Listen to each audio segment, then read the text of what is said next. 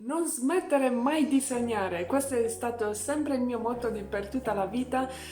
Oggi vorrei parlare proprio di non di sognare, ma far sì che i sogni diventino realtà. Eppure per come diventare piloti di linea o piloti in generale. Ecco, per questo video stavo pensando che quando io ho lavorato in Polonia come hostess di volo, semplicemente lì quasi tutti i miei colleghi iniziavano ad un certo punto, anche dopo un anno di voli come assistente di volo, iniziavano a fare dei corsi per i piloti. Quindi per me è stato wow, ma veramente, ma è così facile? È facile arrivare ad avere tutti questi fondi per poter iniziare, ma devi avere dei parenti molto molto molto ben abbienti.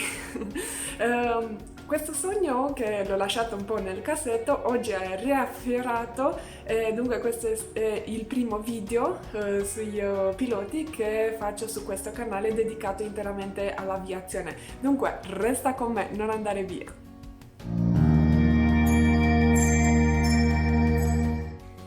Ciao ragazzi, io mi chiamo Carmen, sono un'assistente di volo, attualmente sono in Francia, esattamente in Lione, e oggi ti voglio parlare proprio di come puoi diventare un pilota.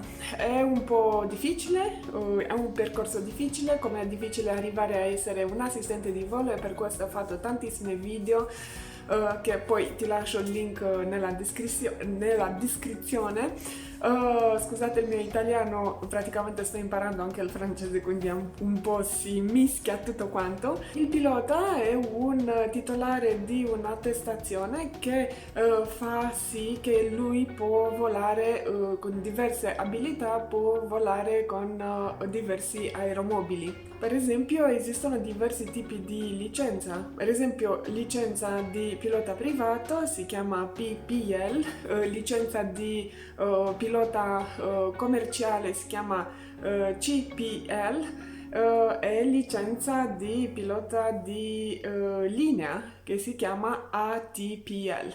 Tutte queste licenze, in base per esempio alla licenza proseguita, puoi svolgere l'attività di pilota come professione o l'attività di pilota a scopo ricreativo. Se parliamo di addestramento, questi variano in base al ruolo svolto e al posto di pilotaggio. Per esempio ci sono aeromobili condotti da un solo pilota o aeromobili che si guidano per dire con un copilota. Il pilota può seguire la funzione di istruttore per allievi, pilota con il conseguimento di licenze o abilitazioni, o può seguire la funzione di esaminatore per controllare per esempio la capacità degli altri allievi. E questa capacità, questa abilitazione si può avere dopo che hai fatto tantissima esperienza e dopo che hai accumulato tantissime ore di volo, perché poi per diventare un esaminatore come per diventare un istruttore devi accumulare tantissima esperienza da essere tranquillo per poter insegnare agli altri. Ed ecco, io vedevo tantissime volte i miei colleghi che stavano letteralmente con un libro gigantesco in mano, con tantissimi fogli, per leggere diversi moduli e poi mi chiedevo come fanno, gli chiedevo come potevano finanziare. Alla fine per quello che riguarda il finanziamento esistono tantissime scuole che possono fare l'addestramento e possono fare il finanziamento in collaborazione con diverse finanziarie date dalle banche, quindi non vi fate problemi per questo. Ovviamente quando poi diventate piloti il salario è abbastanza grande e dunque non potete farvi problemi per poter rimborsare tutto quello che avete investito, perché è un investimento. È un investimento diventare assistente di volo, che per me è stato molto importante, e importantissimo lo stesso diventare un pilota di aereo civile. Per diventare un pilota d'aereo civile ci sono però diverse abilitazioni da seguire. Ma parliamoci chiaro, ma qual è il primo passo per diventare un pilota di aereo civile o un pilota in generale? Ecco, la primissima cosa che devi avere è un'idoneità fisica brillante, semplicemente non solo fisica ma anche psicologica. Ecco perché per lavorare come pilota ci vuole tantissima responsabilità e per questo esistono diversi esami. Per esempio, nel mio caso, l'esame medico come assistente di volo è stato eseguito da un cosiddetto medico aeronautico, che potrebbe essere un medico generalista, normalissimo, lì in Bologna, però che ha eseguito anche la licenza, una specializzazione per poter fare degli esami specifici per la gente che vuole lavorare proprio in questo settore importantissimo. Dunque, come vi avevo detto, la idoneità psicofisica è certificata poi dall'Istituto Medico Legale dell'Aeronautica Militare o dalla Sanità Marittima del Ministero della Salute.